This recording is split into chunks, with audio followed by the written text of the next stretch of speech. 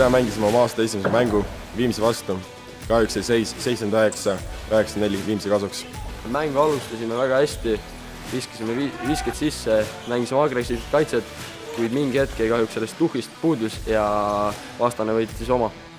Peamine kaotuse põhjus oli see, et tegime liialt lolle pallikaotseid, millest vastased said kergeid punkte.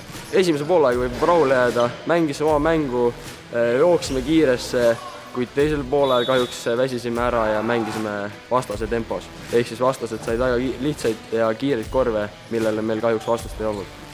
Positiivne oli siis see, et Rudolf Lepa tegi täna debüüdi, siis mängis 3 minutit. Mängis väga head kaitset, kuid kahjuks seekord kätt valgeks ei saanud. Ja meil juba järgmine mäng on pühapäeval, nii et näeme saalis.